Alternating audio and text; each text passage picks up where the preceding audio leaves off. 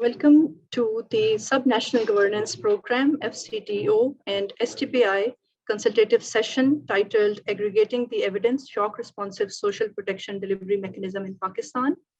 We have been joined by our worthy panelists, and I would like to request Dr. Abid Suleri, Executive Director, SDPI, to deliver the introductory remarks, and then we will proceed to the introduction of the panelists. Sir, please, over to you. Thank you, Dr. Freha. First of all, let me take this opportunity to once again formally congratulate Dr. Amjad Saqib for his global recognition. In fact, his work has made us proud, and our best wishes for the expansion of his work. Our best wishes that this work continues, and of course, our complete institutional and personal support to him for his agenda. Now, coming to today's webinar, evidence-based shock responsive social protection delivery mechanism in Pakistan. I would say that COVID-19, it gave us two silver linings for countries like Pakistan. One of the first silver lining is strengthening our public health infrastructure system, which was long neglected, especially after 18th Amendment in Pakistan. Most of the social development sector, it was devolved to provinces, and the federal government had successive federal governments. They had actually made themselves irrelevant from most of the social sector development issues and social sector development agenda. But COVID-19 somehow brought this public health infrastructure back on radar, and federal government, not only through NCOC, but also through various other interventions, they strengthened the efforts of provinces to respond to COVID-19. And second is the social protection agenda.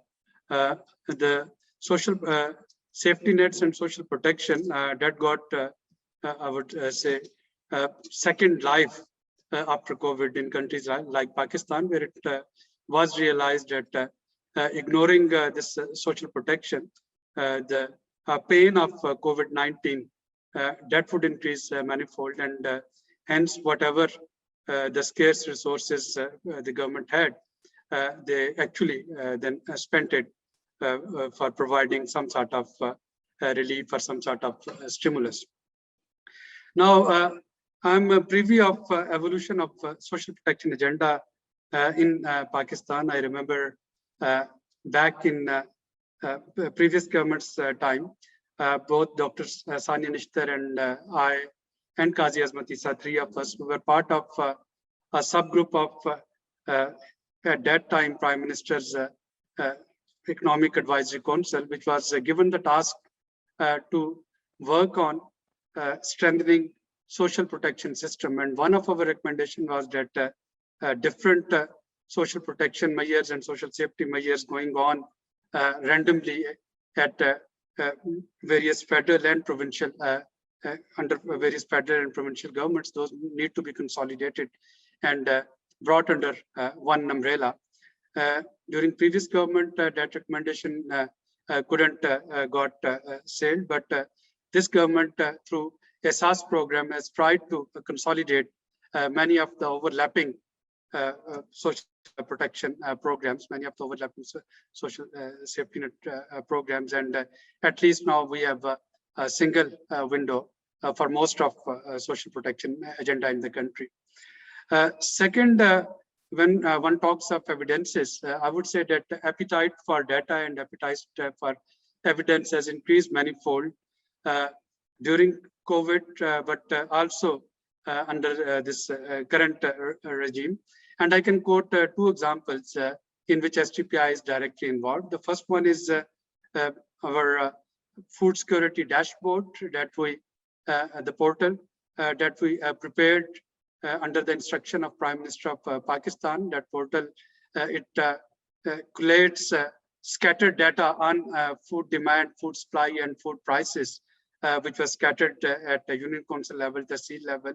And we have, again, with the help of SDO and with the help of IDRC, we have prepared a portal that now provides a handy and quick summary of about food to the key decision makers. That portal is not only now approved by the Prime Minister, but is housed in Ministry of National Food Security and Research, where Ministry has now owned it, and it's fully functional now.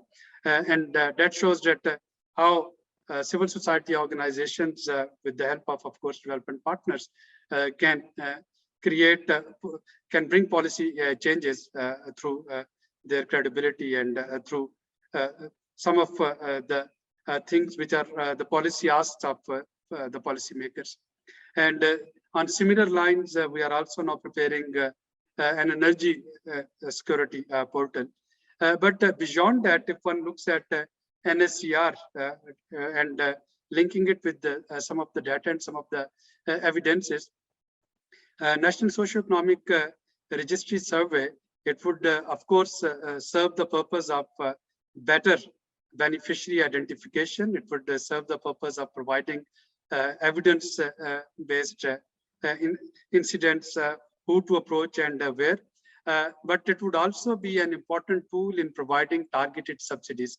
As you know, that one of the tough issues in negotiation with IMF is switching from across the board subsidies to targeted subsidies for food commodities, for fuel commodities.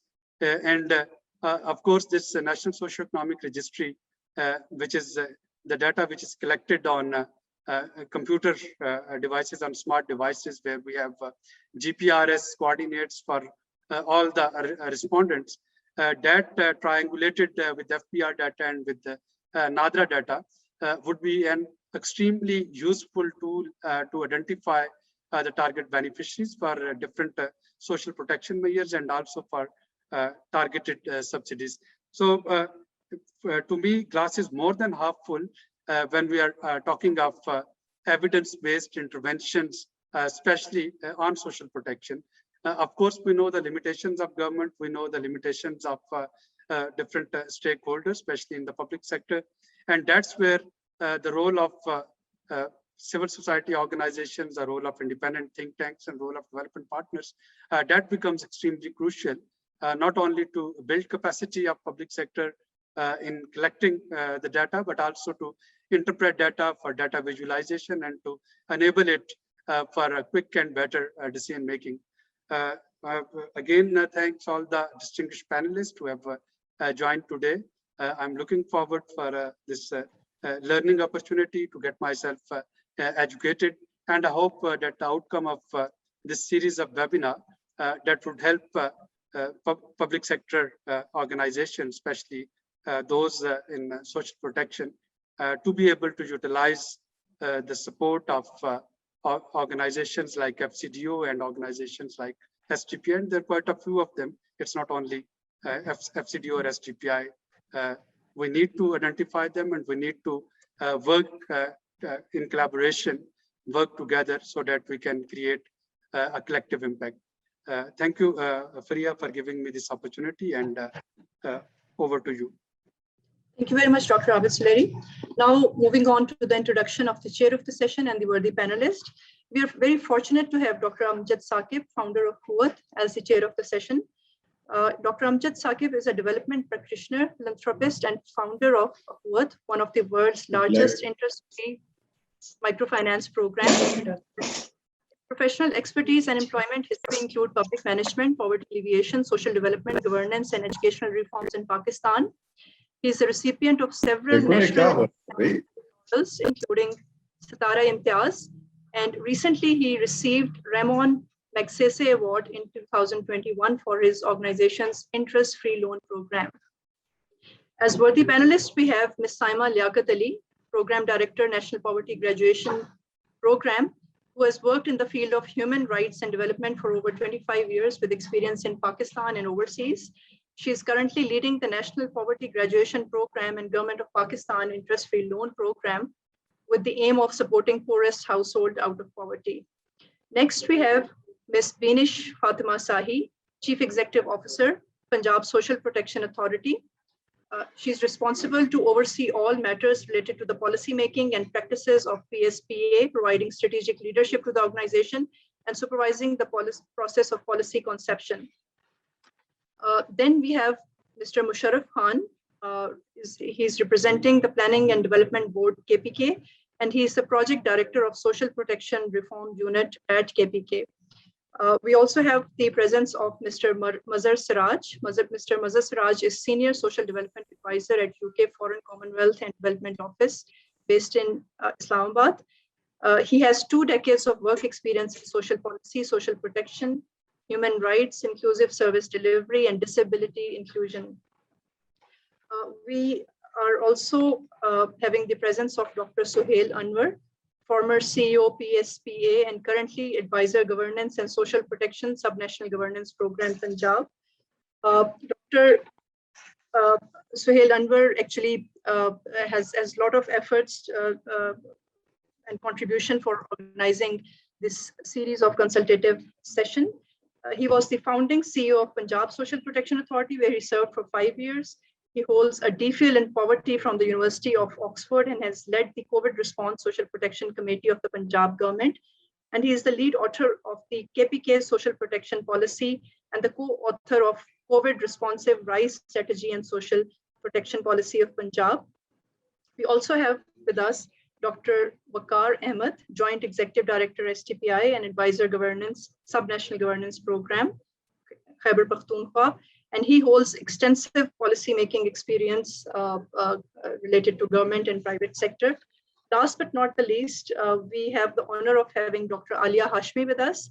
Dr. Alia Hashmi is a professor of economics and former dean, Faculty of Social Sciences, Qaid University, Islamabad. She's chair SAS Labor Expert Core Group, and recently she has been nominated as labor economist, technical expert at recently established Mazdoor Ka Ehsaas Unit, Poverty Alleviation and Social Safety Division, Government of Pakistan. So moving on with the discussion, I would request the chair of this session, Dr. Amjad Saqib. Sir, it's a pleasure to have you at our session. I would request you to open the floor, and also we would like to have your views on the current social protection delivery mechanisms and your perspective from NGO's point of view, and especially the way Akhuwat and the CSO and the NGO sector has participated in during these COVID crisis. Sir, please. Bismillahirrahmanirrahim and Assalamu alaikum. Good afternoon, everybody. So let me first thank the organizers and Dr. Sohail Anwar for the invitation and giving me this opportunity to share my thoughts and listen to the wonderful presentations which we will be getting immediately now. So SNG, FCDO and SDPI, I'm extremely grateful. This is high time that we sit together, think and then act. That is the only way forward. As we all know, poverty, I usually call that poverty is pain and poverty is poison. So no society can flourish or progress if majority number of people are living below poverty line.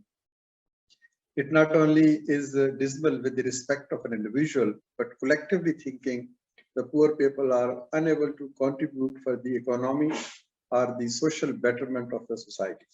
So it is very imperative that we see poverty in its entirety and try to address the different implications and different dimensions. Pakistan, we all complain that we have lost 50 years, 60 years, 70 years, whatever time, and every respective government says that nothing has been done in the past. So I don't know how much correct this statement is. Obviously, every political government is interested and keen to fight poverty. And 10 years, 20 years ago, we were thinking, listening of PRSP, the Poverty Reduction Strategy paper. which provided a basis, to fight against poverty. If I correctly remember, it comprised of 4, significant areas of intervention. Number 1, governance. Number 2, economic growth. Number 3, social protection. And number 4, investments on human resource development. So these 4 areas were the top priority areas. Improvement in the governance means, improvement in governance means participation, accountability, transparency, and rule of law. And then economic growth, we all know how it is ensured. And third was, investments in human resource development. That is investment in education, in health, in clean drinking water, in sanitation. And then the distributive mechanism should be such that all those who are left behind, are all those who are disadvantaged and marginalized, special effort should be made to reach those. So those in times, I still remember that there was a lot of hue and cry, and this poverty reduction strategy paper was followed. The recommendations were followed in letter and spirit at the federal level and in the provincial level. Anyway, moving forward, coming to this point of time, we are listening about Riyasat-e-Medina. So what is Riyasat-e-Medina? Riyasat-e-Medina for me is a metaphor. It is an ideal, a state or a society which, provides opportunities to everybody. So if you allow me to say a few words in Urdu, मेरे नज़दीक तो रियासत-ए-मदीना एक ख्वाब है, एक ideal है, और उस आइडियल में कोई शख्स भूखा नहीं रहता, कोई शख्स तालीम के बगैर नहीं है, कोई शख्स इज्जत नफ्स के बगैर नहीं है, कोई शख्स आगे बढ़ने से महरूम नहीं है, किसी शख्स को सर पर छत की सहूलत जो है उससे वो महरूम नहीं है। तो रियासत-ए-मदीना एक आइडियल है, और जिंदगी जो है वो इन आइडियल्स को अक्सर औकात पूरा नहीं करती, but it's a perpetual conflict.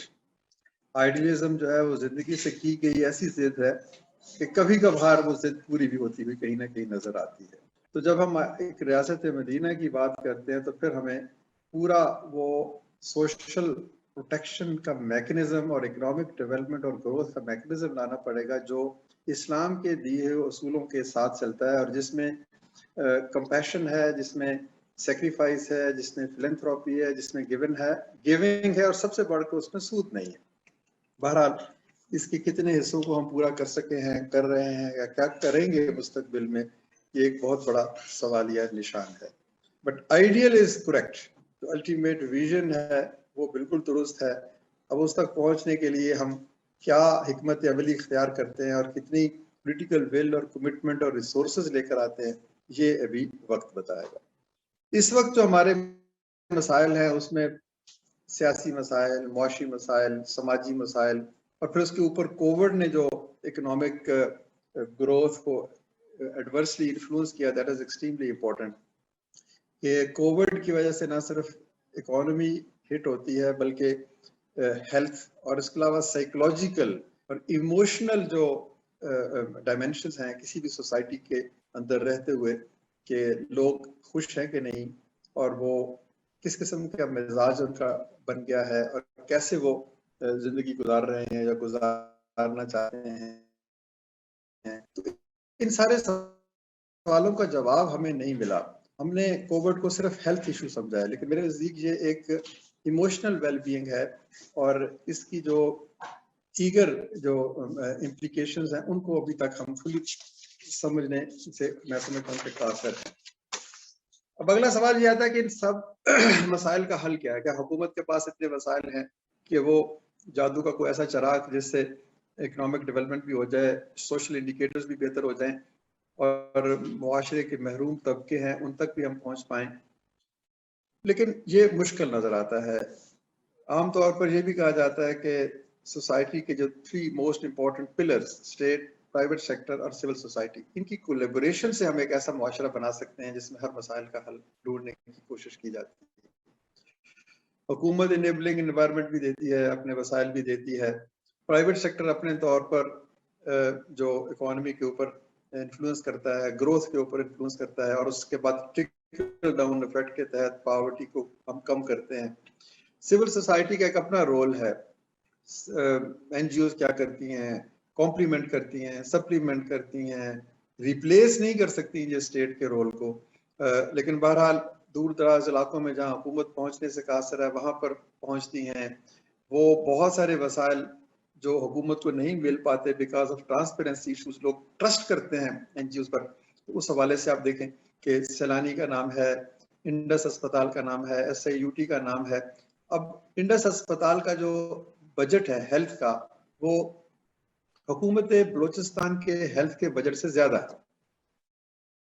May be it's news for you कि 35 अरब रुपए का बजट जो है इंडस अस्पताल का, ये हुकूमत बलोचिस्तान के सेहत के बजट से ज्यादा है। तो वो रोल हमें देखना पड़ेगा कि वो क्यों कर रहे हैं, कैसे वो पैसे इकट्ठे करते हैं, वसाइल इकट्ठे करते हैं, और क्यों लोगों उनको वसाइल, इतने वसाइल प्रोवाइड करते हैं। तो आखिरी फिर ये बात आती है कि क्या ये मुमकिन है कि हम रियासत को या पब्लिक सेक्टर को, प्राइवेट सेक्टर को और सिविल सोसाइटी को एक मरकज पर इकट्ठा करके ऐसा एक हिकमत अमली बनाएं कि हम एक दूसरे की सपोर्ट कर सकें, एक सिनर्जी क्रिएट हो। और जिस तरह अगर सिविल सोसाइटी ऑर्गेनाइजेशन का काम एक मॉडल क्रिएट करना है, लेकिन उस मॉडल को स्केल पे ले जाने के लिए प्राइवेट सेक्टर या हुकूमत दरकार है। मिसाल के तौर पर अखुवत की तरफ से आप जानते हैं कि हमने 20 साल पहले कर्ज हसन का एक छोटा सा प्रोग्राम शुरू किया, तो इसके इतने मुस्बत नताइज निकले और उसकी अंदर स्केलेबिलिटी, रेप्लिकेबिलिटी और सस्टेनेबिलिटी की इतनी डायमेंशंस निकली और मुआशरे के महरूम तरीन तबकों तक हम पहुंच पाए कि अल्टीमेटली अब कामयाब पाकिस्तान की सूरत में गवर्नमेंट ने इसको अडॉप्ट करके इसको 1400 अरब रुपए की जो है लैंडिंग के लिए के बारे में सोचना शुरू कर दिया। तो मैं समझता हूँ कि जितने भी लोग यहाँ पर मौजूद हैं वो अपने अपने शोबे में एक गैर मामूली किरदार अदा कर रहे हैं। उनकी understanding about the issues of poverty, dimensions of poverty, scale of poverty बहुत बेहतर है, और वो उनके पास इन मसाइल का हल भी मौजूद है। और ये हल मुख्तलिफ औकात में टेस्ट भी हो सका है, पायलट भी हो चुके हैं, बहुत सारे काम भी हो चुके हैं। एहसास प्रोग्राम है, बिस्प है, या आप सोशल प्रोटेक्शन अथॉरिटी पंजाब ने बहुत सारे तजर्बे किए हैं, और ये बहुत सारे काम मुख्तलिफ पाकिस्तान पॉवर्टी एलिविएशन फंड ने रूरल डेवलपमेंट में किसानों के लिए, लैंडलेस के लिए, फिर RSP मूवमेंट की बेपनाह हम मिसालें ढूंढ सकते हैं, AKRSP से लेकर NRSP तक। तो ये सारी की सारी चीजें इनको हमें एक मरकज पर लाकर इनके अंदर से एक हल निकालना है, और फिर उसके पीछे एक लॉन्ग टर्म एक हिकमत अमली ऐसी बनानी है कि लोग इसको अडॉप्ट करें, ऑन करें, पॉलिटिकल विल इसमें आए और पार्टनरशिप्स डेवलप हो, कोलैबोरेशन हो, तभी जाकर हम अपने दुखों का मदावा ढूंढ सकते हैं। अभी तक 40% लोग हमारे मुल्क में साफ पानी नहीं है, बीमारी है, एजुकेशन नहीं है, 2 करोड़ बच्चे स्कूल नहीं जाते। तो मैं अक्सर ये भी कहता हूँ कि हमारा आपका जो इस वक्त हम इस गुफ्तगू में शरीक हैं, पाकिस्तान तो बन गया कि हमें बहुत कुछ मिल गया, लेकिन इन 40% लोगों का पाकिस्तान अभी नहीं बना। ये एक बहुत बड़ा सवालिया निशान है हमारे लिए। हमारी दिल पे ये बात दस्तक देती है कि इन लोगों का पाकिस्तान कब बनेगा। तो ये है वो मकसद जिसके लिए आप इकट्ठे हुए। मैं समझता हूँ कि I am extremely privileged and honoured कि आपने मुझे ये इसको चेयर के तौर पर दावत दी, जबकि आप में से हर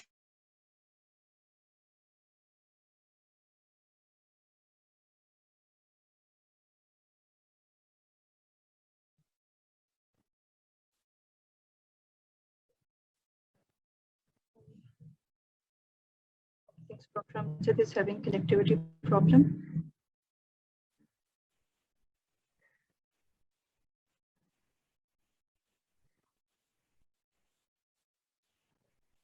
Dr. Amjad Saqib, we are not able to hear you.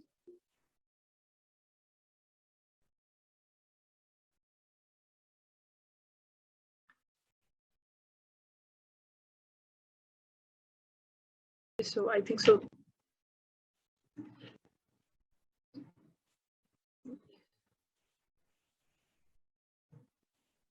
Thank you very much, Dr. दरमियान में रह गई. I was just concluding कि ये हम सब की एक मुश्तरका काविश है और आज एक बहुत खूबसूरत ये एक डायलॉग का आगाज है.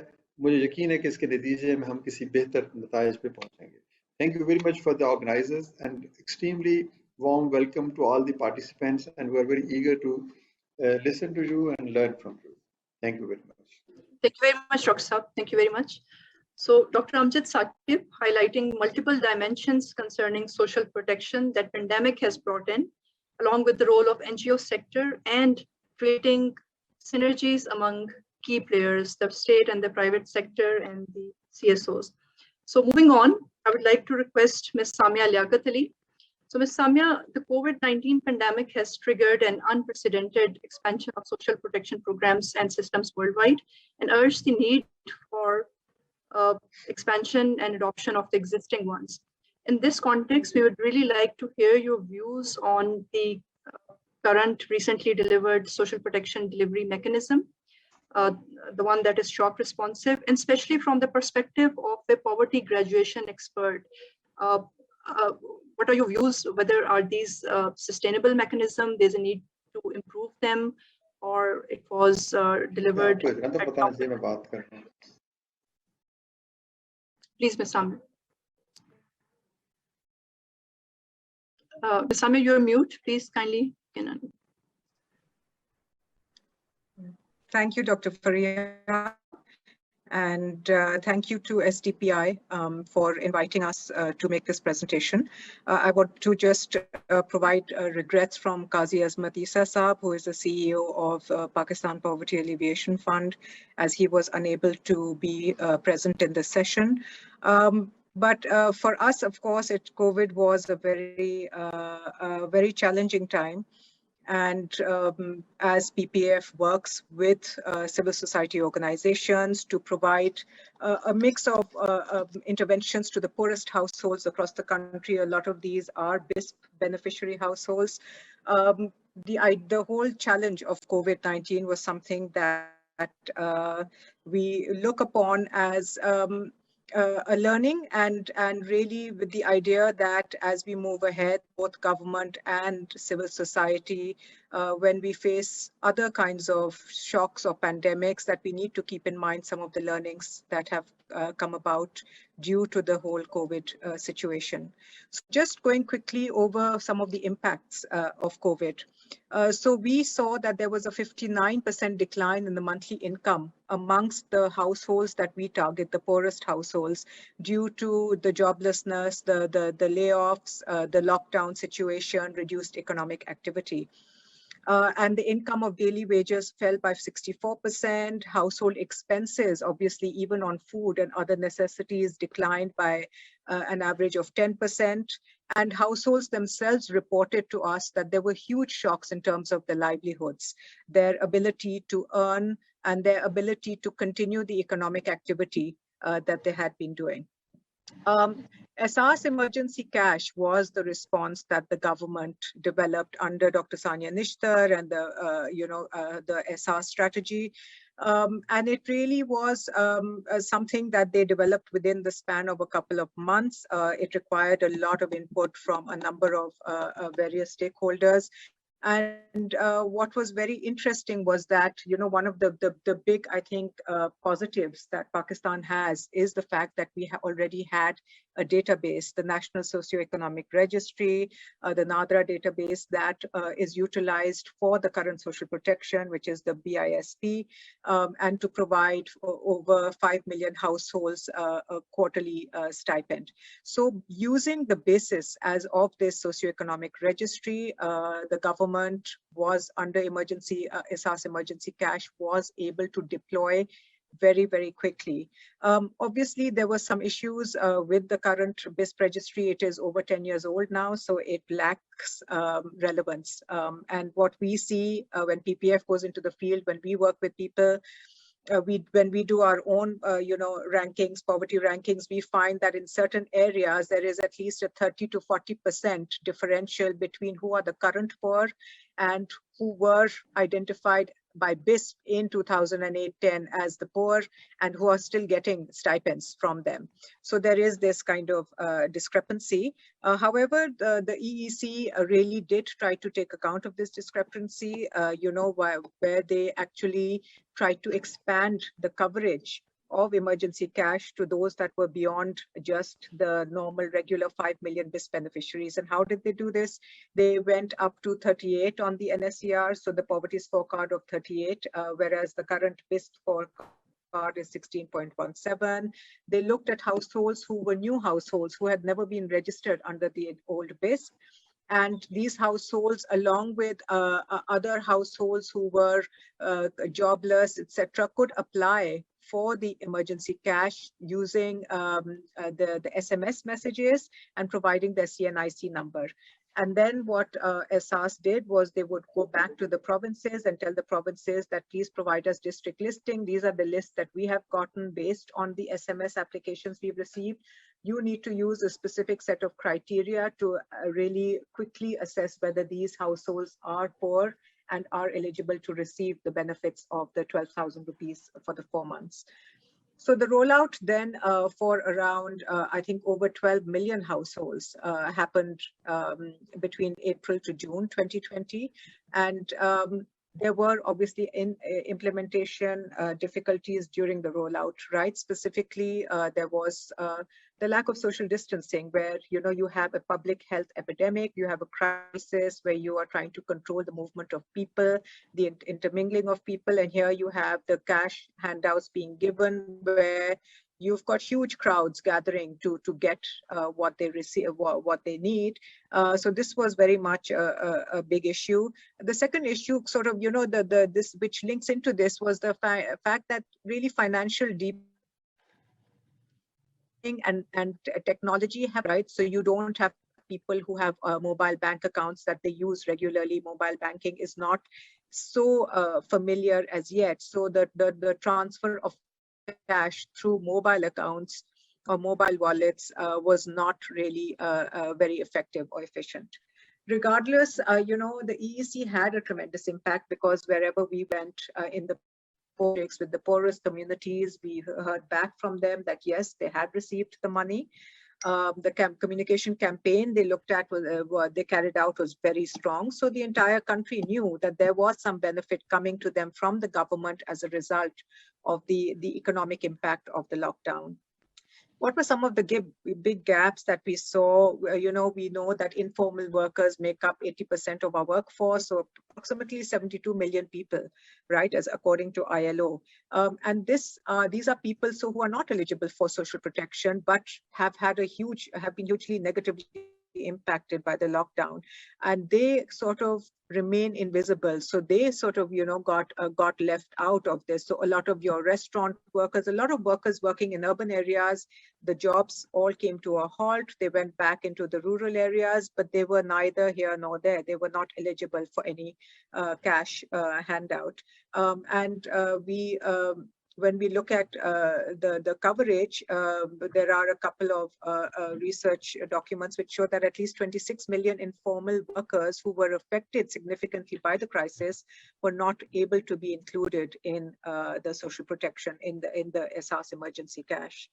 So that was one key issue that was sort of highlighted as a result of COVID. The second one was about women. And while women are BISP beneficiaries, when we expanded to the 12 million households, which required access to a mobile phone in order to send an SMS, as well as having a CNIC, we realized that only 25% of women who are living in poverty have access to both these things, as compared to 68% of men. So women were obviously facing far more challenges during the time of COVID than men were experiencing. And then finally, it was about the package itself, 12,000 rupees for 4 months. How much does that really work out in terms of the ability of households to manage, to provide for themselves, the food, food security, etc. So this was also a question. And so when we look at these, we look at what are our responses when PPAF goes into the field. We very much look at changing around moving from just cash transfers to really looking at a process of graduation where you enhance the economic livelihoods of people by providing them different kinds of interventions. One of the key interventions we have done over the past is providing an asset to households that can be used to provide, to expand or diversify their income levels. So it's really an economically productive asset. The cost is around 60,000 rupees for this asset. Households are supported through also training and enterprise development planning in order to be able to utilize this asset effectively. And these, as compared to unconditional cash transfers, do have, research has shown. Dr. Imran Rasool and his team have done a lot of research on these asset transfers in Pakistan and in Bangladesh, that this does have a long-term positive impact on the incomes, consumption, and security of households over time. We really believe that as part of the COVID response package. So what PPAF did do, we had an emergency response as well. And what we did do was that we supplemented the Asas emergency cash in a number of the poorest union councils where we work by providing working capital allowances to certain households. This was up to 6,000 rupees, but it was not a cash handout. It was actually based on the kind of things that they required, whether it was agri inputs, whether it was other kinds of tools that they required in order to be able to continue or to maintain their business, to be able to, continue with the crop, with the harvesting and the planting of their crops. So this was very essential for a lot of households because when there was supply side constraints, right? All markets were closed. So where do you get inputs? Then it was us providing certain kinds of physical inputs up to a certain amount to these households. And we believe that that really supported households in terms of being able to maintain themselves and not to fall, crash down because they have absolutely no livelihood. Then even once post-COVID, they come out of COVID, they've utilized the 12,000 on consumption. And what's left? They have no economic livelihood. So for us, this was very critical that graduation needs to understand that the base of social protection needs to be supported through a variety of other interventions. Interest-free loans also are a critical intervention during COVID, post-COVID. There were a number of issues regarding the payback of interest-free loans, because if there's no economic activity, how are people going to be able to pay back the loan, whether there is interest on it or not interest on it? So these were things that we had to we really looked at how do you extend loan repayment periods and facilitate households to better be able to utilize the loan that they currently have. The second issue, which we thought was really needs to be worked on really is making a more dynamic and flexibly responsive system of social protection. So currently the registry is static, right? You have to, every 10 years, if you're going to do a survey that crosses the entire country, that's a huge amount of money spent, a huge amount of time. And during those 10 years, the changes, you're not being able to really see the impact of those changes in household status. Some have graduated, some may have dropped back into poverty. So a dynamic registry is really urgent. It's important. One of the ways to do this is to continuously update what is happening with households on that registry. So, this combined kind of database where you can update, but then you can also update, well, what are the poverty scores of our households and have they graduated? And if they've graduated, then there has to be a political will to kind of create a communication campaign where households realize that at some point they might have access to social protection, that quarterly handout of BISP, but that could be taken away from them and given to other households if they have done well economically. And then if there are shocks where people are dropping back under that particular poverty line, then the fact is, and people should know that they would have potential access to the social protection. So having this kind of response social protection registry needs to be really thought through from our side, from government side, as we move ahead post-COVID. And basically, finally, just to add that we also believe that there is a package-based model that could potentially support households to graduate as opposed to just be constantly being just relying upon BISP, right, or relying upon any social protection program. And these packages need to differ according to the type of household. So there needs to be a little more disaggregation of what constitutes poverty for different kinds of target group, which is the poor. You know, they are 0 to 23 on the poverty scorecard. They really are the ultra poor. They probably around 20 to 25% of the population comes into this group. We need employment intensive packages where we are looking at technical trainings, targeted financial support to start micro businesses, compulsory savings and insurance, and primary beneficiaries potentially being rural women and rural youth, because we need to really provide technical trainings to youth. I think this is essential. Every every project we've done, when we've done the assessment, it is those vocational training that result in a much better income for those individuals than do any other kinds of interventions that we provide. So I think vocational trainings really need to be focused on. Also sort of looking at a potential for education intensive package or a health intensive package where, you know, for education, you have free or subsidized education for the children of that household. But also that that maybe the cash transfer, the social protection part of it cannot be an unconditional cash transfer. I think we've seen globally, especially in Brazil and in other parts of the world, in Mexico, that conditional cash transfers have mega impacts. Yes, so that's something we need to consider. So I will now finally, just 10 seconds more. We also need to look at shifting the basis from the household to business. So PPF has really moved towards supporting rural, micro and small and medium enterprises, really trying to get groupings together of ultra poor households, deploying them into businesses and preparing business proposals with them, providing the interest-free loans to them so that they can actually become part of the mainstream national markets, maybe even regional or international markets. So something about, you know, having supporting rural MSMEs needs to be done. Thank you very much, Dr. Faria, and hand over to you.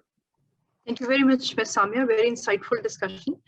And Ms. Samia Liaquat highlighting some critical evidence from the landscape of Pakistan concerning social protection, the creation of new poor, the current poor versus the prior poor. So that is a phenomena that COVID has created. Further, she talked about the question of financial deepening, the lack of digital literacy among the recipients, and also the exclusion of the deserving informal workers.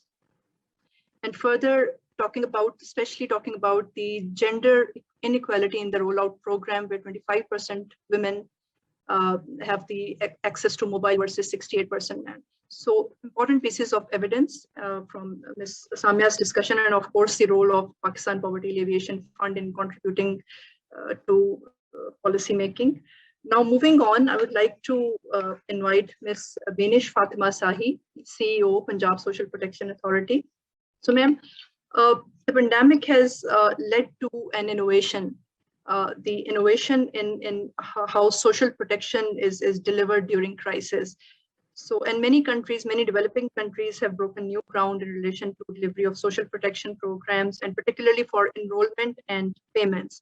So in this context, we would really like to hear about the social protection delivery mechanism conducted by Punjab, and what were the downsides, or what were the positives, or the potential and the constraint that were faced.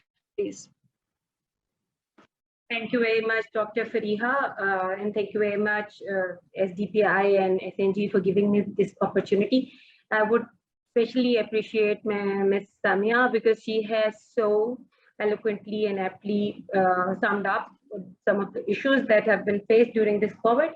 I think the outbreak of COVID has exposed the weaknesses and the weaknesses of the social protection system across the whole country. But for PSPA, and for the government of Punjab, there were a number of realizations that we had, that we were not prepare for any of for the shock response. We didn't have a shock responsive social protection mechanism here in Punjab. So that is why when we had these new PUA, which are roughly of the same size or rather slightly larger the size than the older PUA that of the ones that are already present in the database of NSER. So targeting all these vulnerable populations and segments was the major issue. You know that during this SARS relief, COVID relief disbursements, cash rollout, Punjab government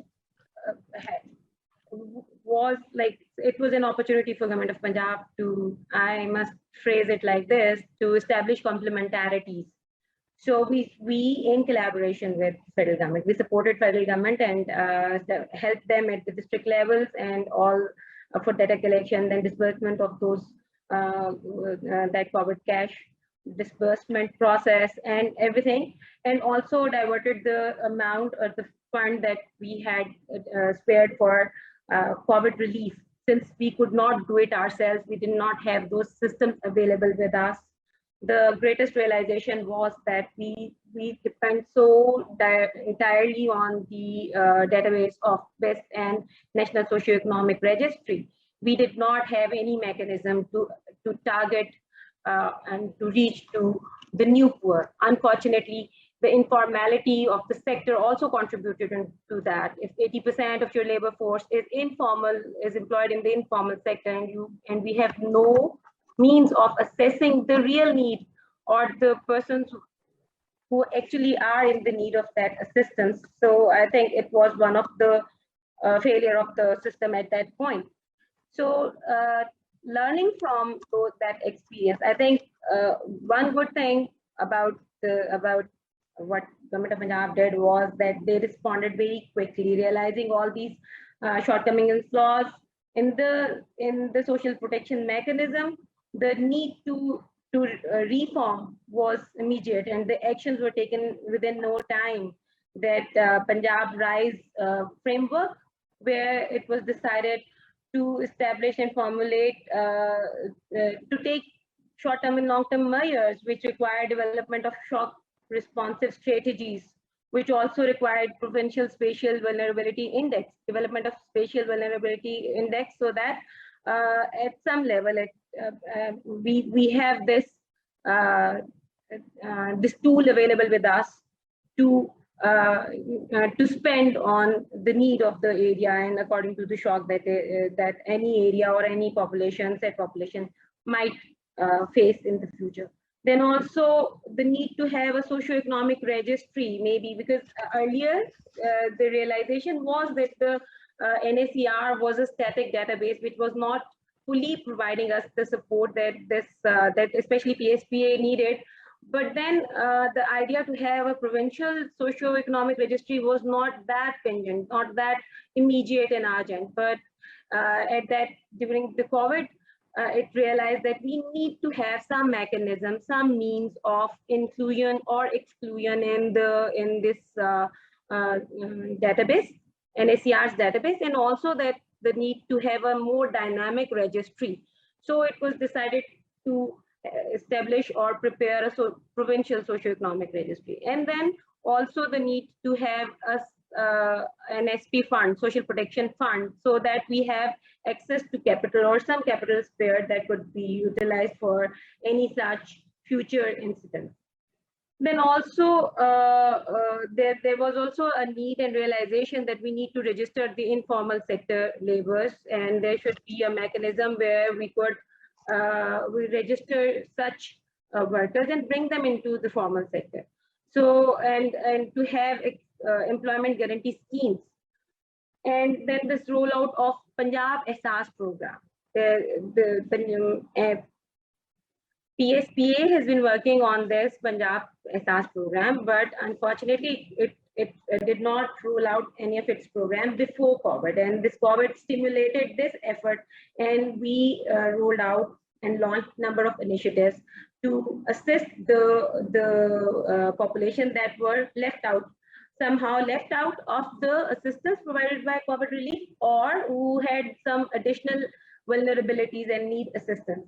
For example, we rolled out one program that is called Silai Fund program for the elderly artists, because you know the lockdown probably affected the entertainment industry the worst, and there were elderly artists who had no other means of support and income. So it was a program which has been which was launched in collaboration with Culture and Information Department Punjab, and in which some 1,973 beneficiaries have been supported, and they are given 5,000 rupees per month assistance. Then PSPA rolled out Nai Zindagi program, which is a program for acid burn victims. This includes their physical, psychological, and financial rehabilitation with the help of treatments and also microfinance, access to microfinance. Then the major program that we rolled out in post-COVID times was Bahimmat Bazurg program. It's a non-contributory social inclusion program through which we provide 2,000 rupees per month assistance to elderly people, preferably female of the household.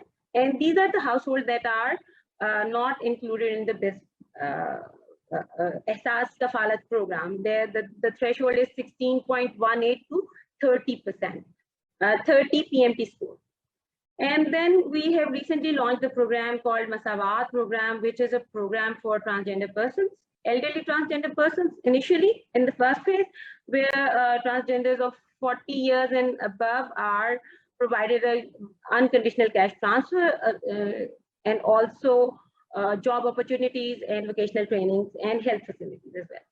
During this era, last year, we also launched the one of the largest human capital accumulation project in Punjab, named as Punjab Human Capital Investment Project. The project is primarily, it has this life cycle approach. It starts with the conception of a child. It has a component of health and nutrition, CCT, a conditional cash transfer for meeting certain criteria of best practices and taking up trained health facilities. And also, it also has one economic inclusion component, that is a graduation model, in which young parents are will be provided mentorship, trainings, and then some asset for enabling them to break the intergenerational poverty clutches and become self-reliant, sustainable individuals. So during this COVID time, it was very difficult, especially, you see, if we are working with elderly people, Bahimmat Bazurg program and our ongoing programs for persons with disability, because these are the people who are compromised, who already have compromised health conditions, and bringing them to a registration camp during COVID would like sort of be endangering them further and putting them at a risk of catching this COVID.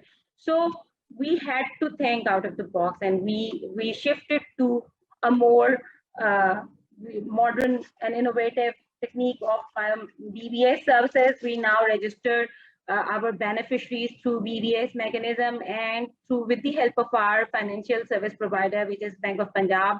Now they don't have to gather or crowd at one point for their registration. The registration has become an ongoing process. Anybody who wants to get themselves registered to one of our programs, just go to the designated or any of the Bank of Punjab branch and get themselves registered through BBS mechanism.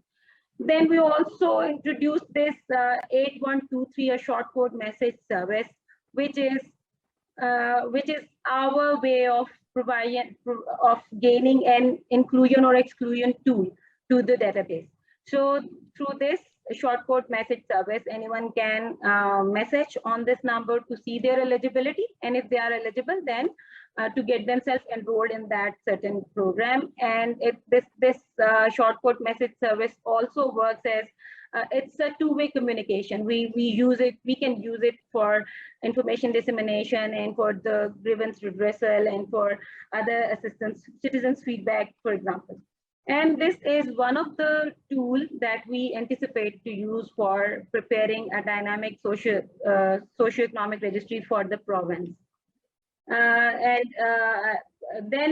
I think if I conclude what I've spoken so far, I think this COVID pandemic and especially the way this Ehsaas emergency relief fund worked gave us certain innovative ideas, gave us a fresher look to see and to be more flexible, to design our programs more flexibly and to be open to experimentation.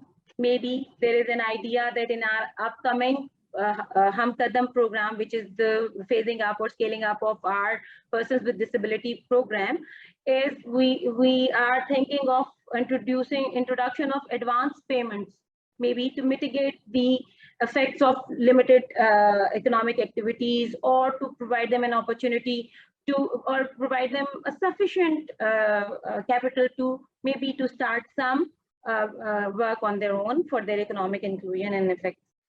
So also the second point that I would highlight is that the need to coordinate and cooperate and to create complementarities. I think that has never been felt to this extent that we are feeling right now. So I think, and PSPA has always been requesting for creation or making of a working group with the federal Ehsaas so that we could work for each other's benefit and could create those complementarities and see how the federal Ehsaas can utilize our services and how we can access their database and prepare a system that is not contradictory to each other's. And then most importantly, we have also drafted the SP fund rules with the help of SNG, and they are in the process of approval. Once these rules are approved, this SP fund would definitely provide readily available capital to take any, to sponsor or to provide assistance for anyone becoming a victim of a shock. Lastly, I would like to thank SNG and FCDO for their assistance in constantly supporting PSPA, may that be for preparing of a vulnerability index or for the preparation of an SP fund, or for the integration of MIS, which is also a component of our Punjab Human Capital Investment Project, which requires the integration of all the social protection programs being run in the province. So these are some of the things that I think we have learned during COVID, and these are some of the initiatives that we have taken so far to mitigate the effects and to be more prepared for any such shock in future. Thank you. Thank you very much, Ms. Beenish. Ms. Beenish highlighting the rapid response of PSPA and the need for developing more complementarities. Now, very quickly, moving on to Dr. Alia Hashmi Khan. Dr. Alia, my question to you is from the point of view of a policy maker. There's a lot of evidence highlighted by the earlier panelist, and the evidence gaps also highlighted, and also the efforts which were highlighted. But what is there for policymakers to build on this evidence, to learn on this evidence, or for example, what can be done for the inclusion-exclusion errors, the digital financial literacy gap, or better developing these shock-responsive social protection mechanisms? Please, ma'am.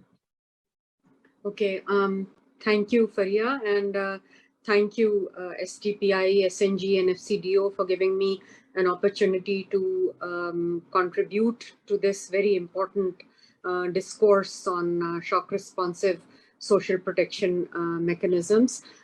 Just very quickly, the EHSAS program constituted a labor expert group called Mazdoor Ka Ehsaas on 1st May 2019, so well before COVID, with the aim of exploring the extension of social protection to informal economy workers, a group that has been singled out by each and every panelist in this dialogue today.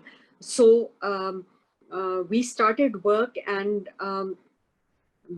after many consultations with the Labor Department, because we were primarily focusing on the characteristics of work, we realized that the existing system of social protection measures, the employees' old age benefit institution, the social security institutions, the workers' welfare fund, they do not have any horizontal linkages. They're fragmented in terms of data, and the whole social protection system for workers is obviously geared towards the formal or registered workforce. So it would be very difficult with the existing, I mean, it is a policy question that, you know, will the existing administrative setup of social protection for formal sector workers, can it be expanded to cover the informal economy? And after a lot of deliberations, we realized that that is not the most ideal solution. So we have to, as Dr. Sania Nishtar put it, you know, we really had to think of a disruptive or an out-of-the-box solution. And then we started thinking of this issue of, since registration was the core issue for being a beneficiary under any type of social protection measure, which also can cover the shock related social protection measures in terms of disasters or natural or man-made disasters or a catastrophe like a pandemic. You know, so the labor expert group proposed setting up a Mazdoor Ka Ehsaas unit to work on building this registry for the informal economy workforce. And now the Mazdoor Ka Ehsaas unit has recently been established at the PAS division. And I mean, this was a very, very difficult task to convince the PAS division officials that it should be housed within the PAS division and not at the Ministry of Overseas Pakistanis and HRD, really, because the informal economy workers are not covered by the Ministry of OP, HRD, and neither by the provincial labor departments. I mean, a lot of administrative issues had to be thought through. So now we are going to have an inaugural, the first inaugural meeting of the NKE unit this coming Thursday. And the first step is really to try and extract data on the informal economy workforce from the recently being conducted, I should say, National Socio-Economic Registry survey, which is ongoing. It is not yet complete, but we have the DG NSCR in the NKE unit, and we are going to get into dialogue with him as to you know, how can we identify the informal economy workers from the NSCR. And that is sort of what Madam Fatimah was talking about, and which is the vision of the PSPA also. And obviously we realize that some of the beneficiaries of the Ehsaas emergency cash relief are also informal workers. So it is not that the NSER does not contain any information which could not be used to extend social protection measures to informal economy workers. And since there's a time crunch, I would just like to say that basically we are going to focus on developing packages for the informal economy workers on the lines that the social security institutions provide to the formal economy workers, because there's always this tension between what the formal economy worker is benefiting from versus what the informal economy workers is deprived of or is excluded from, and also old age benefits. So for starters, even though for the concept of universal social protection, there is this life cycle approach that goes from childhood to working age to post working age, which is retirement age. But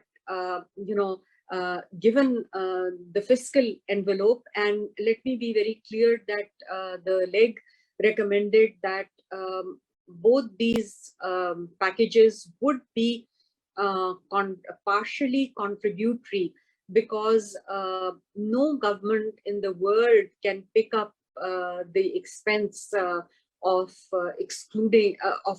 providing social protection to the whole workforce of an economy.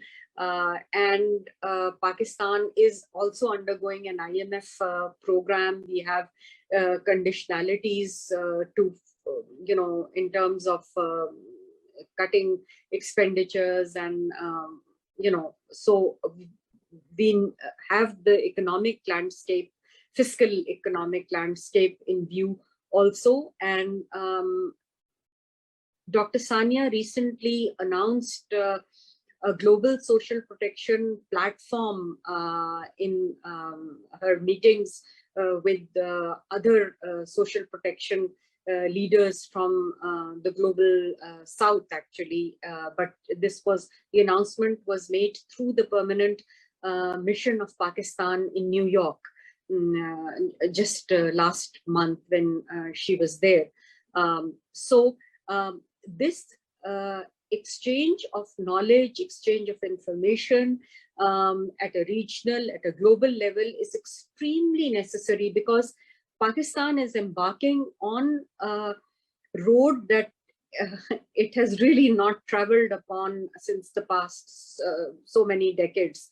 And there will be teething problems in registry development, in rolling out packages. And also, I would like to emphasize that the vision is of a live registry, because time and again, the panelists have pointed out that NSER is a static registry. And how do you make a static, convert a static into a live registry?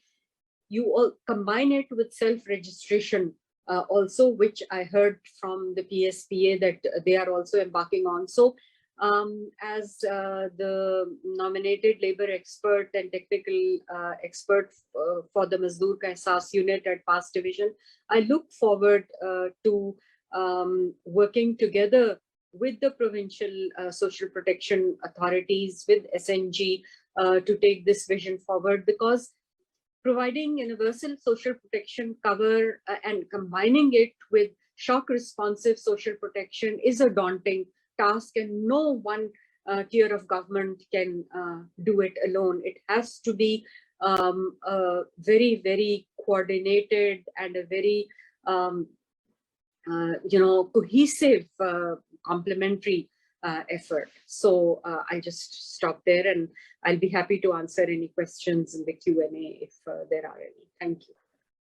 Thank you very much, ma'am. Extremely grateful. So Dr. Alia Hashmi Khan, shedding light on the policy question of covering the informal workers and the initiative of Mazdoor Ka Ehsaas, a step towards holistic targeting, and further tapping on the progressive concepts of universal social protection and a vision for a live registry.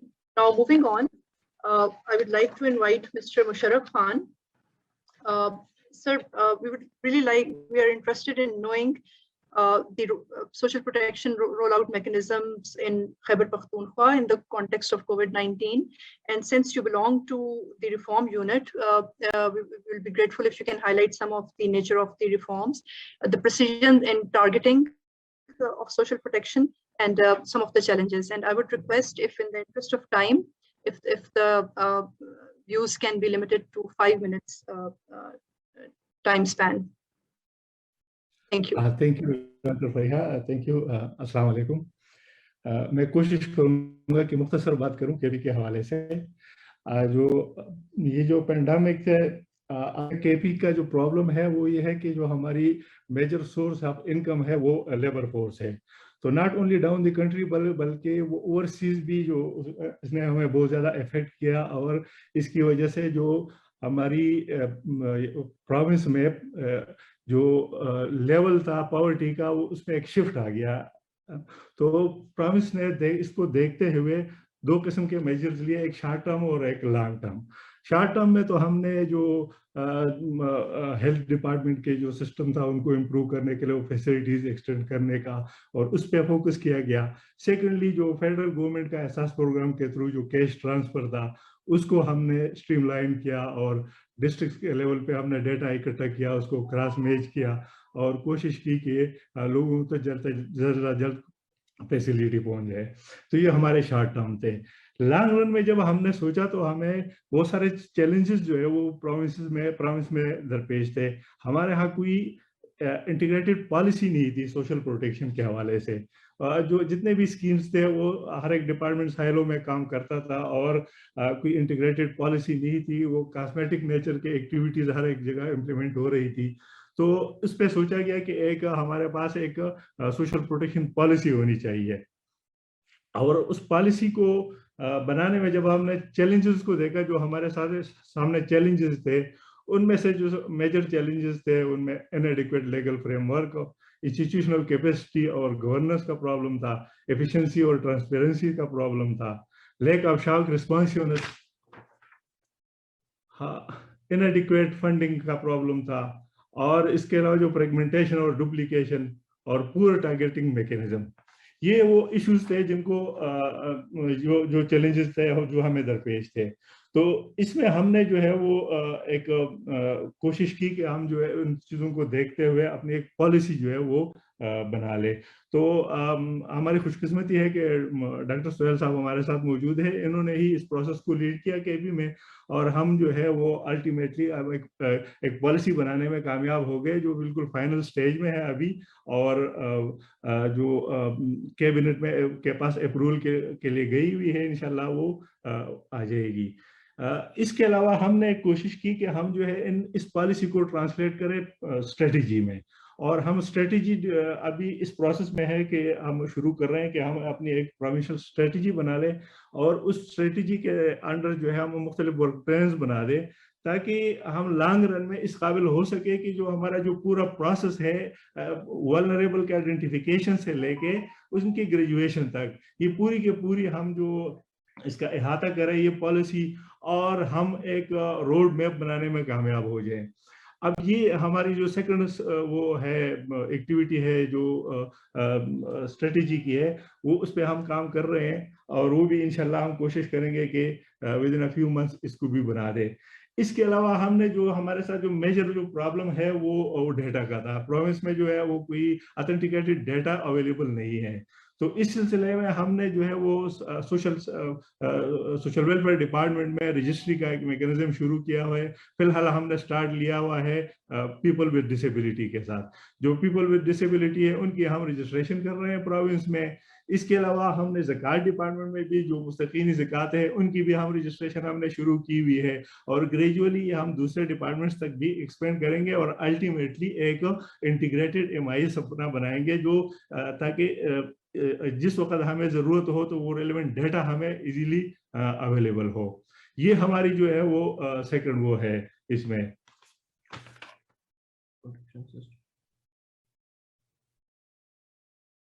और जो social protection के हवाले से जो हमने ये भी हमारे प्लान में ये भी है कि हम एक स्टडी करेंगे डिटेल में, प्रोविंस में एक डिटेल स्टडी करेंगे और उसके जो आउटकम्स है वो भी इस स्ट्रेटेजी में रिफ्लेक्ट करेंगे।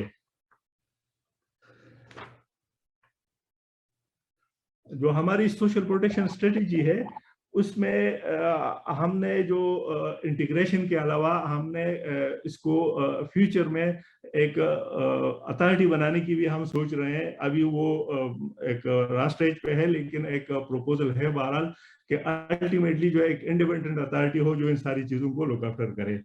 तो इसके साथ ही मैं आप लोगों का शुक्रिया अदा करता हूं कि आप लोगों ने इस वेबिनार में हमें शिरकत की दावत दी। Thank you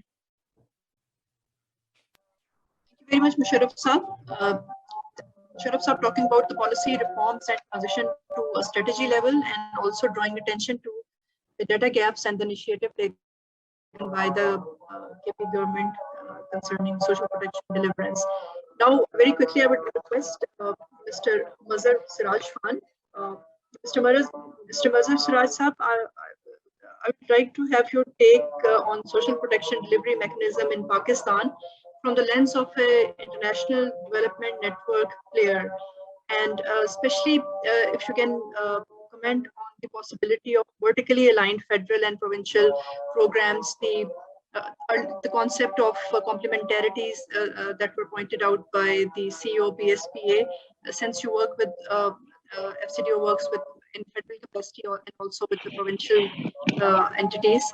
So I would like to have your views on that. Thank you very much. Sure. Thank you so much, Dr. Priya. Let me turn on my video if it works. Yeah, here it is. So I think this is very interesting topic and very close to my own heart, really. I think if we want to kind of talk about federal provincial linkages in social protection, I think one thing that we need to bear in mind is that when we talk about shock responsive social protection, we are not talking about, honestly, about separate systems. We are talking about regular social protection program, for example, which could be flexed and adjusted, for example, when shock occurs. Because setting up parallel systems would have huge transaction cost, risk of duplication, coordination problems.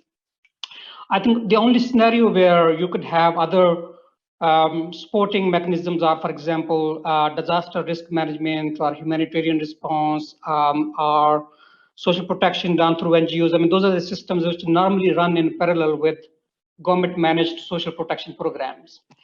So that is one, I think. And the reason why Pakistan was able to deliver SARS emergency cash transfer quite well, and it was recognized globally, is also because we had a regular social protection program which was in place.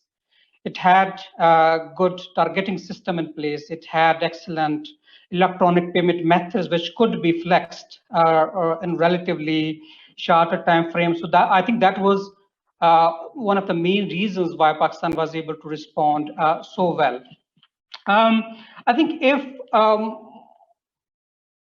if we really kind of want to think about how we can enhance federal provincial cooperation in shock responsive social protection, then I think our starting point has to be about how regular social protection program is predisposed and how it is organized between federal and subnational tiers.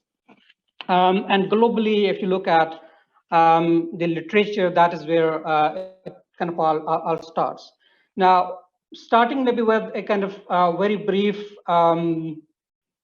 overview of how it is looking at the global level, and then what does it mean for Pakistan. So globally, as you would expect, there is no kind of single configuration, to be honest, right? So in terms of the federal, provincial, and subnational tiers. So there are different models. You have some programs which are highly centralized. And for example, look at South Africa's social grants program. At some point it was decentralized, but then in 2004, it's a very interesting example that South Africa actually re-centralized social protection functions, because there were issues in terms of the financial management. There were problems due to varied capacities of different states. So it re-centralized social protection functions. And if we look at Pakistan, the BISP itself is a good example of a centralized social protection program. It's highly centralized with only a kind of some coordination, or I would honestly say it's a kind of minimal formal role of provinces in delivering the program. And then on the other hand, you have another kind of extreme, for example, Brazil. Now in Brazil, I think probably that is the best example if you want to look at it at a global program where the division of labor is super clear between federal tier, states and municipalities. And in Brazil, it's basically municipalities which do the bulk of work. They deliver social services, they deliver conditional, the services which are linked to conditional cash transfers. So the federal government plays more kind of policy standard setting role, but also provides and fix the cost of cash transfer benefits. And then states play a limited role. It's mainly training and TA and capacity building, and it's municipalities which actually do the bulk of work. Now, and then you have countries which are somewhere in the middle, like for example, Mexico, for example, would fall somewhere in the middle. Now, what does it mean for Pakistan? I think, of course, it's a federation, but with, of course, very high level of administrative and political fiscal devolution. We have PISP, a SAS program, which is highly centralized.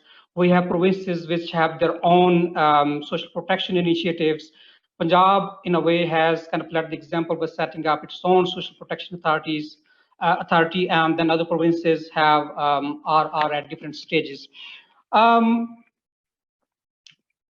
I think in terms of the kind of tiers, I think we would probably end up in 2 tiers, because in many countries where subnational tiers, they are involved in social protection deliveries, municipalities play an important role. And the problem here is that we don't have any kind of mature local government system. And there have been kind of big disruptions. Even if the local governments are put in place, they are going to take probably many years before, for example, they are ready to deliver social services. So essentially, I think we are talking about at the moment federal and provincial tiers and what we can do in terms of federal provincial cooperation and social protection. I think there have been attempts, of course, in the past, for example, on Wasila Talim program. Many efforts were made to make sure that provinces are brought into the program. They play a role either by topping up the stipend, by picking on, for example, the monitoring function, etc. But somehow the kind of level of cooperation has remained minimal. I think political branding, taking credit for who is running the program, and then also some kind of fiscal transfer challenges. I think those were the kind of things which played a role why it could not fly. Now, but I think one can always ask that, okay, we are debating that provincial and federal linkages are important. But if SAS emergency cash transfer was able to deliver the emergency package quite well, then why even we need to debate? Why not just run central programs which are funded and managed by the federal government? I think that is a legitimate question, and we need to discuss that. Why and what difference would it make, for example, if we want to secure subnational level cooperative behavior? And I think there are many examples from the world where the involvement of provinces or municipalities, they have contributed big deal to make the programs more sustainable fiscally as well as administratively, because the other tiers also share the burden of the program. And there are many ways in which, for example, this can be done. One is, for example, with the provincial governments, they can contribute, for example, to the benefit amount and the top up, for example, stipend amount, be it unconditional cash transfer or be it, for example, conditional cash transfer for education or for nutrition. So that is one model in which provincial governments, they also contribute to the cost of the package. The other, I think, important kind of evidence that we have from many countries is that provinces could also pick on, for example, administrative cost, a portion of the administrative cost of delivering the social protection services and cash transfers. At the moment, for example, SARS, that cost is not shared by the provinces; it's only picked by the federal government itself. And I think there is a question of fiscal sustainability there. Of course, PTI is supporting SARS in a big way. That is a blessing.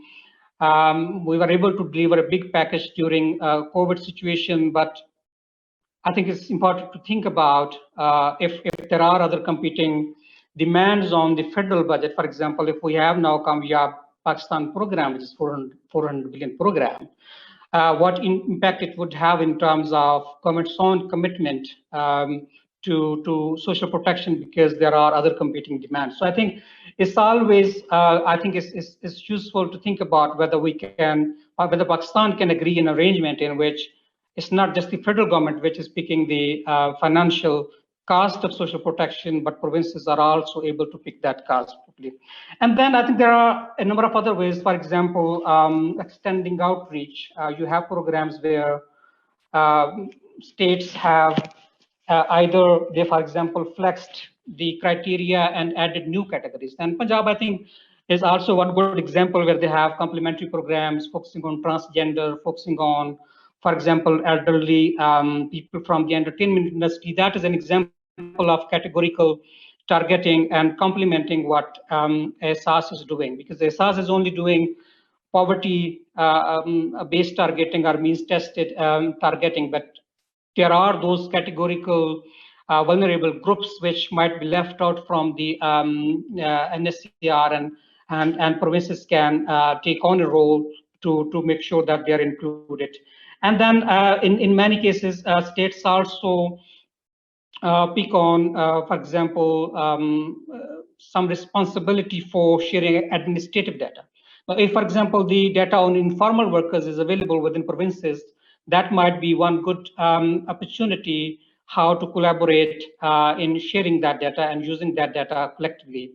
And also, I think in some countries, there is good practice that actually the local tiers, they collect data and they update the registry, and they have a very important role. Here, we would do that through a national survey, which itself, of course, is a costly exercise. And I totally agree with everyone talking about the dynamic registry. And that is where self-registration process would become very important. And that is where, if we were to have those local governments, they would have played a very important role. But given the situation we are in, I think we still need to talk about what role provinces can play in that regard. I think, and then of course service delivery, because in conditional cash transfer programs, and if services are devolved, then ultimately any conditional cash transfer program would rely on provinces, because they are providing the services for which you are delivering a conditional cash transfer program, be it education or health and nutrition. So I think they got very important role. I think the problem here is that somehow there has been no kind of serious and sustained political dialogue at very senior level on how the social protection functions should be divided at the federal, state, and local tiers.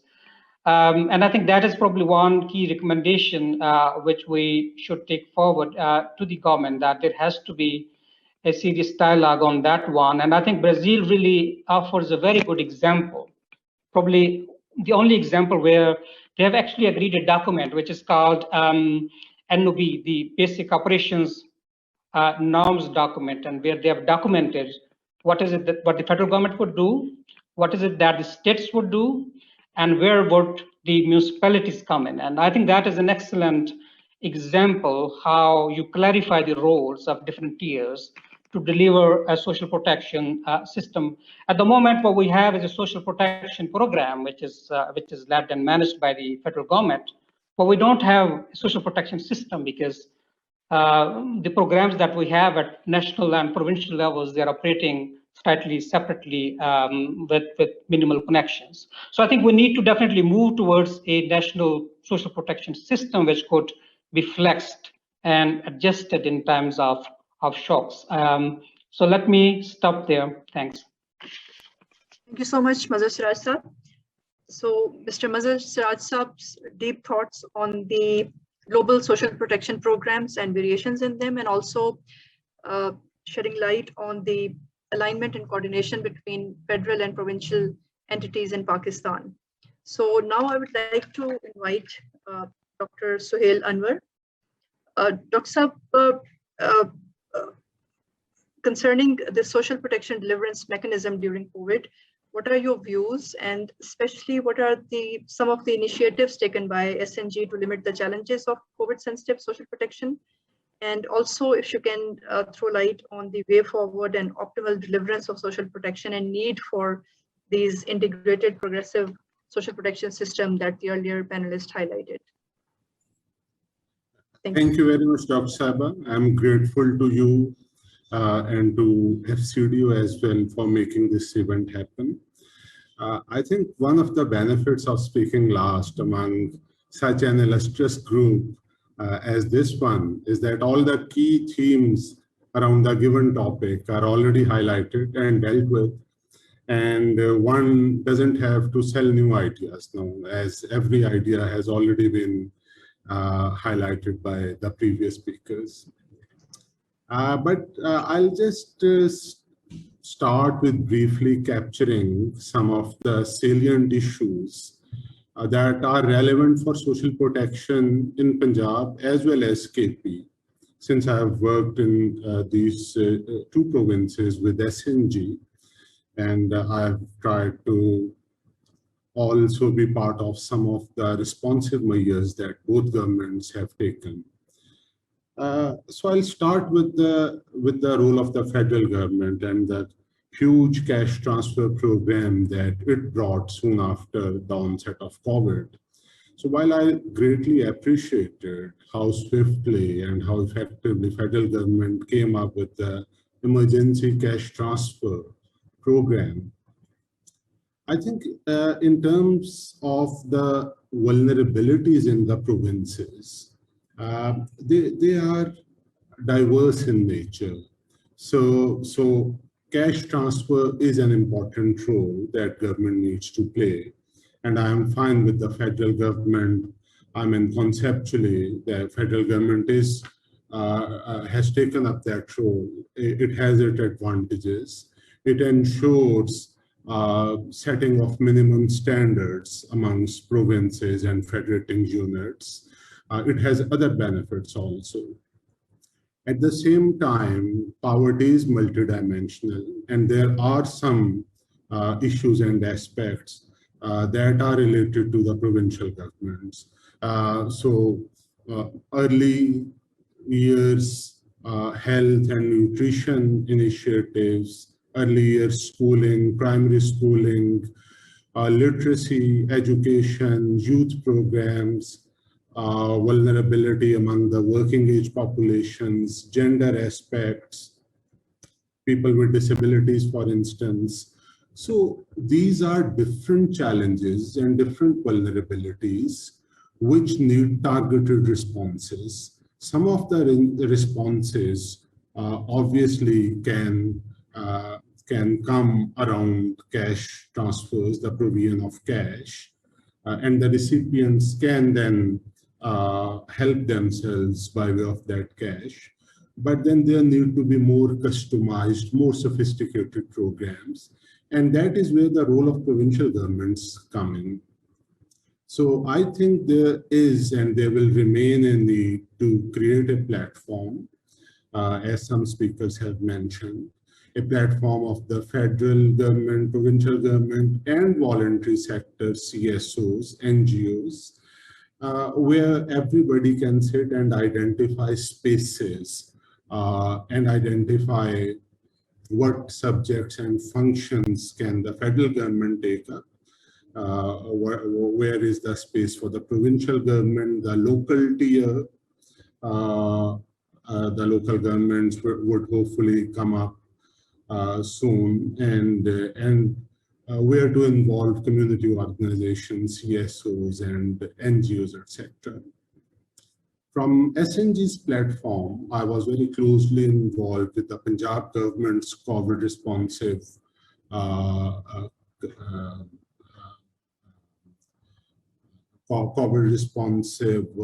you can say, the entire effort of it. I was the technical lead of the committee, the working group that Punjab government constituted after COVID.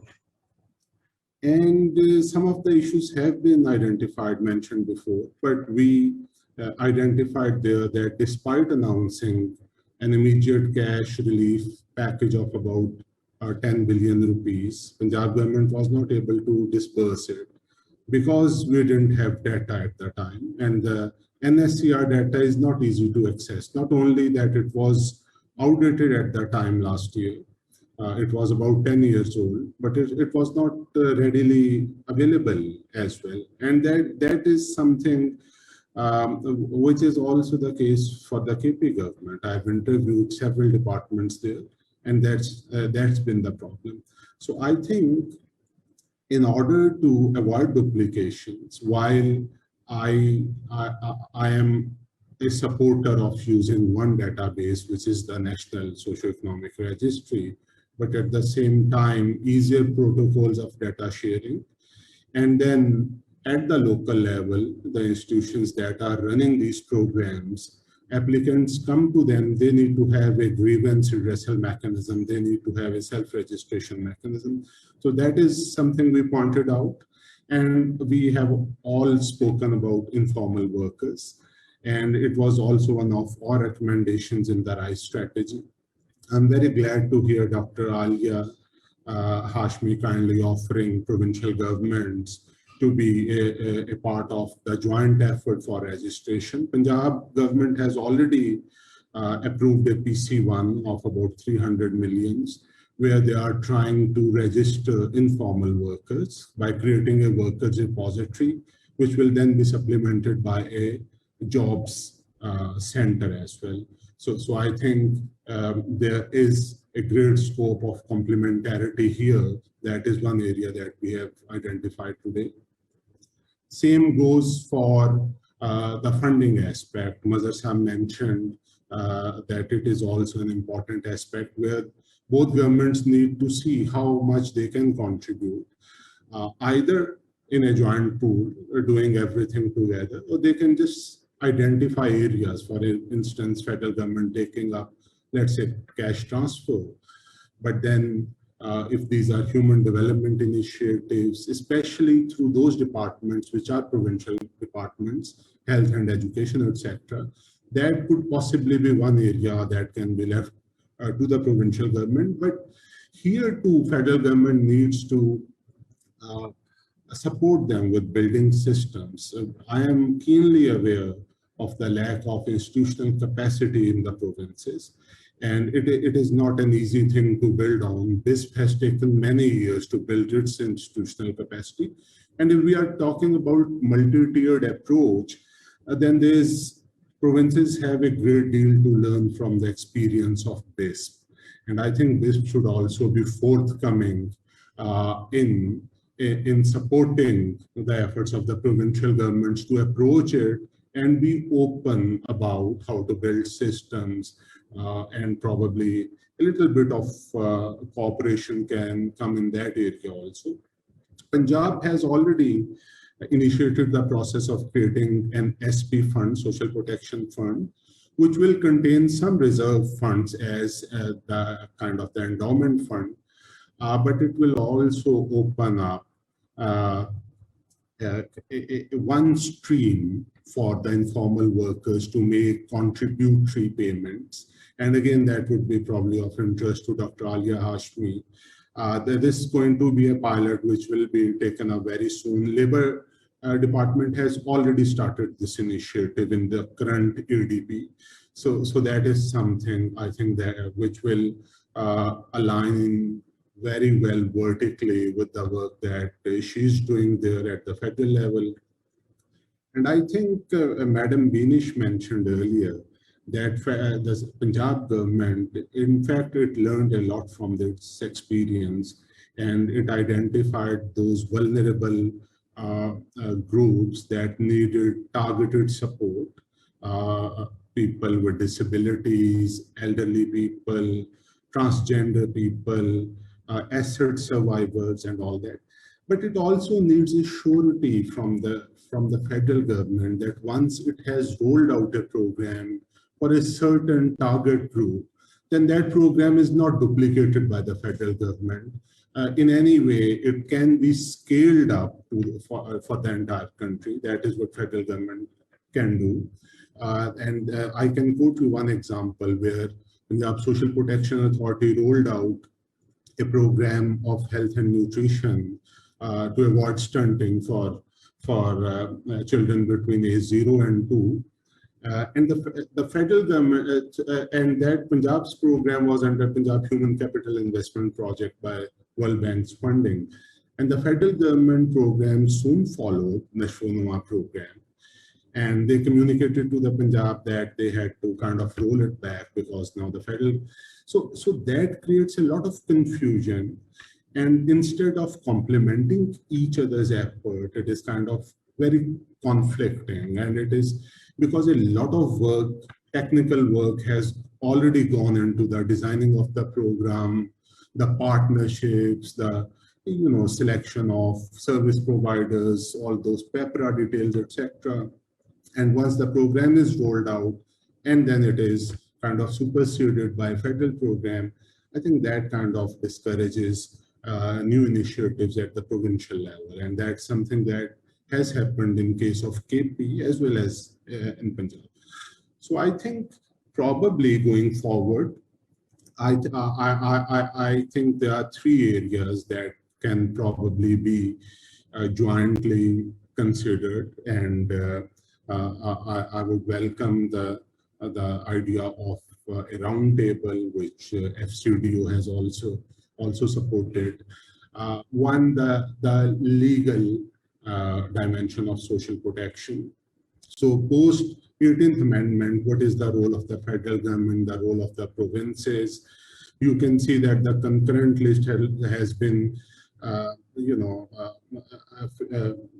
functions such as social welfare, population welfare, zakat, labor, unemployment allowance, etc. They have been delegated to the provinces. I mean, cash transfer has not been delegated to the provinces, but there was no function of cash transfers as such. So it is okay if it stays with the federal government, but those functions which have been constitutionally delegated to the provinces, I think federal government and provincial governments need to probably sit together and see how provinces can be strengthened in that. Then the governance arrangement, PSPA is one example in Punjab, but the other 3 provinces actually lack any overarching umbrella organization as of today. So how to support the creation of such organizations which can consolidate and coordinate all the provincial social programs to avoid gaps and duplications and whatnot. And thirdly, the funding aspect that Mazhar Sahib has very rightly pointed out.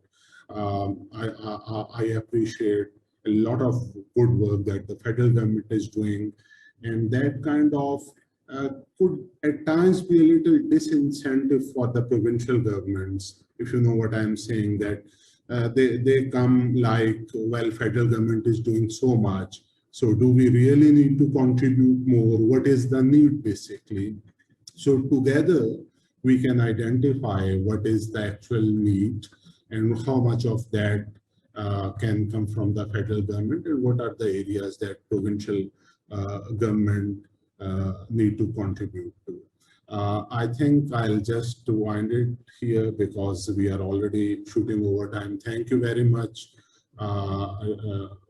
for this opportunity, SDPI, and brilliant input from all the illustrious participants. Thanks a lot for that as well. Thank you very much, Dr. Sohail Saab, for your deep thoughts on federal and provincial alignment and need for multi-tiered optimal strategy for social protection deliverance. So summing up, it's a very holistic discussion on social protection, and I believe it was so comprehensive that we do not have any questions in the chat box. So just in the interest of time, I would request Dr. Amjad Saqib to deliver the concluding remarks as chair of the session. Sir, please, over to you.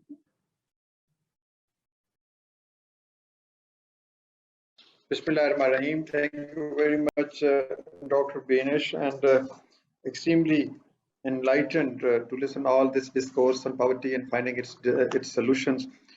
Wonderful presentations and ideas given by respective speakers. Broadly speaking, as I understand, there were two major objectives for what the provincial governments are doing for social protection, with special reference to COVID. And number two, what I gathered from the initial concept note and discussion with Dr.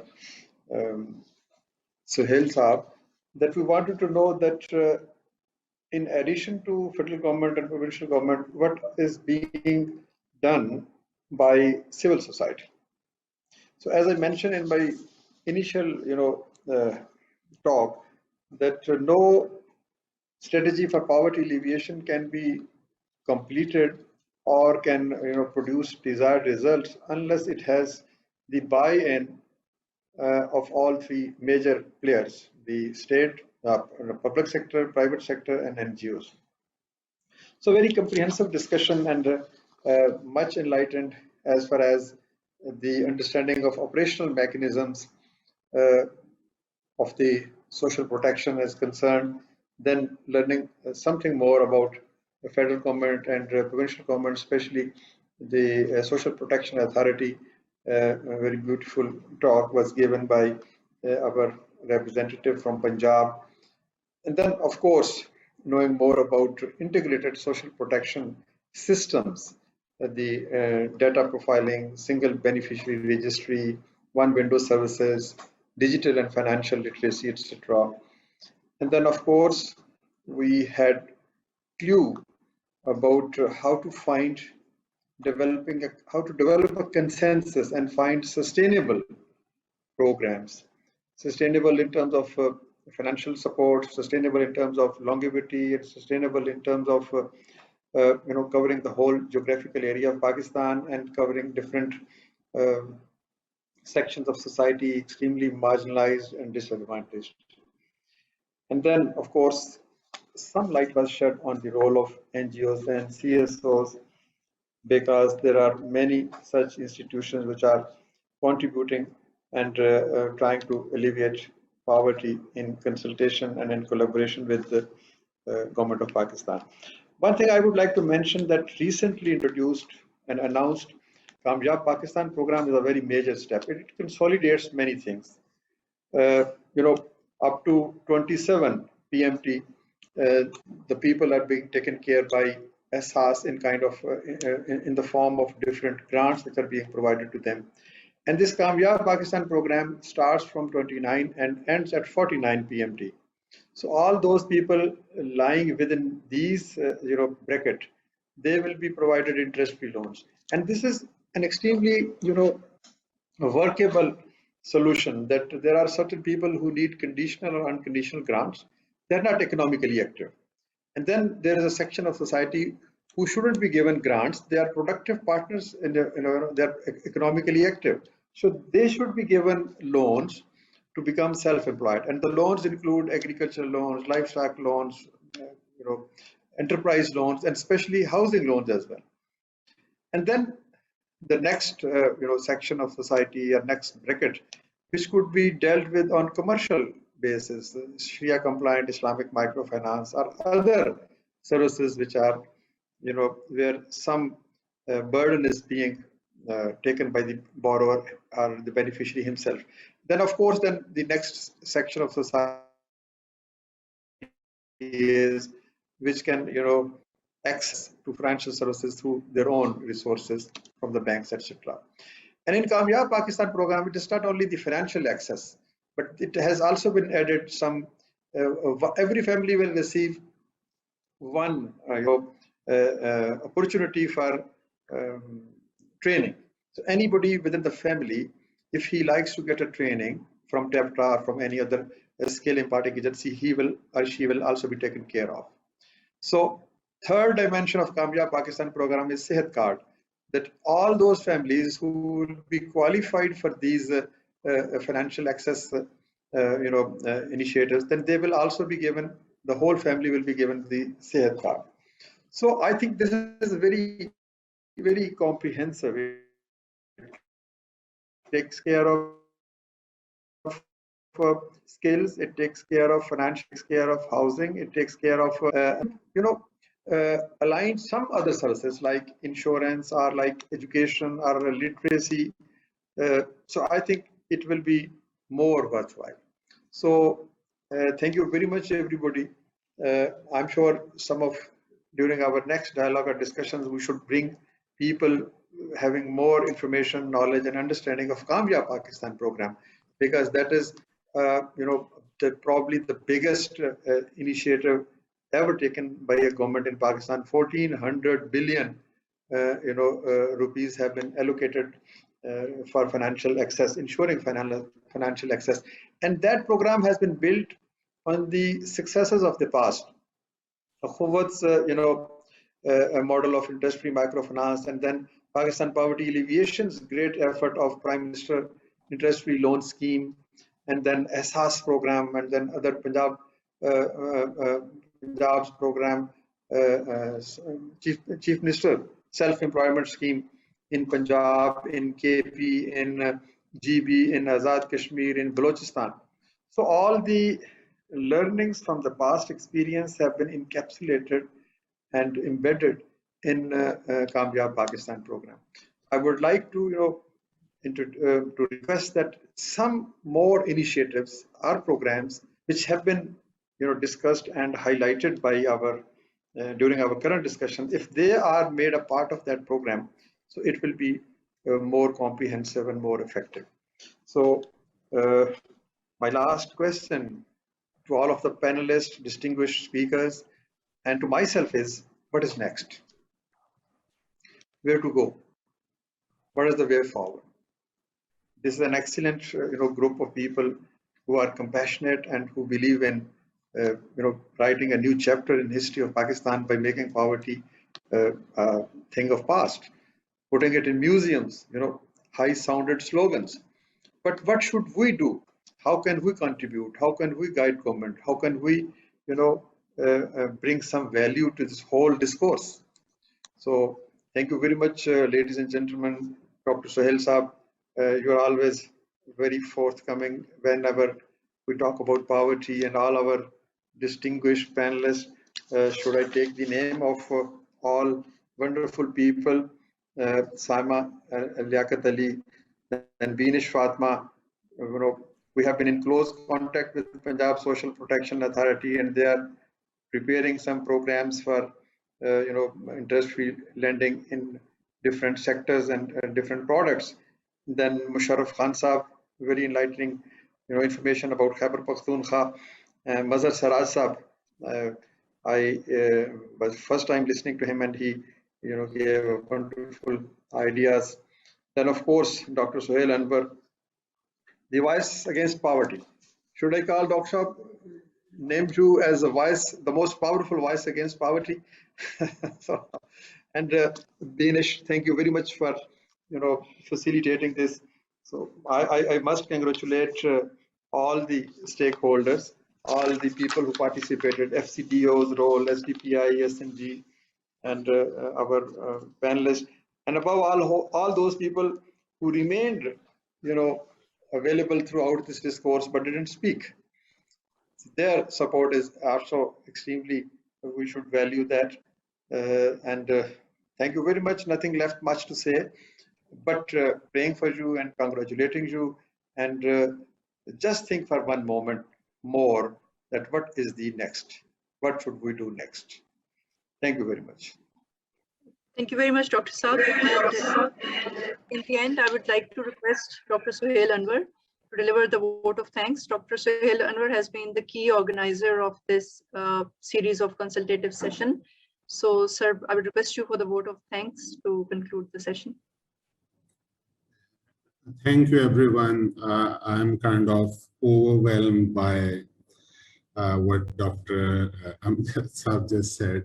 I think he has already adequately thanked everyone, but I personally learned a great deal through the enlightening talks of Dr. Saab on poverty, and in the later half of Kamyab Jawan, Madam Beenish and Musharraf Saab on the provincial mechanism they have used over the last 1 year, Dr. Alia Saiba on the much needed informal workers registration and taking it forward, Mazhar Saab on international best practices on multi-tiered system. I think everything was a great learning opportunity, and I'm sure the participants have enjoyed and learned as much as I did today. I'm especially thankful to Dr. Abid Suleri Saab for taking out time and opening this session on behalf of SDPI. And finally, a thank to Dr. Fariha for conducting it brilliantly. And she volunteered to organize this talk. And for the last 2 weeks or so, she's been working very closely with everyone. I think this will carry forward. Just to quickly responding to Dr. Amjad Saab, we'll have at least one more webinar. Today we have identified some key issues. We are going to make a note of it. And the next webinar would be more kind of directed in terms of the way forward. I think it was kind of an exploratory session today. We explored a lot of ideas, and there would be one more webinar to follow. And then at the SDPI annual international conference in December, we are going to have the roundtable in which federal government, many of the people, including chat box copy करें, chat box पे comments आ रहे हैं. Dr. Samia Saiba, she has kindly consented to be there, and will invite provincial government representatives also. And in the end, if we are able to just identify the mutual space for all the governments and CSOs and NGOs, and identify more closely and through an interactive dialogue that what is it that can best be done by the federal level or the provincial or the local, and what are the areas in which collaborative efforts of CSOs and NGOs are required.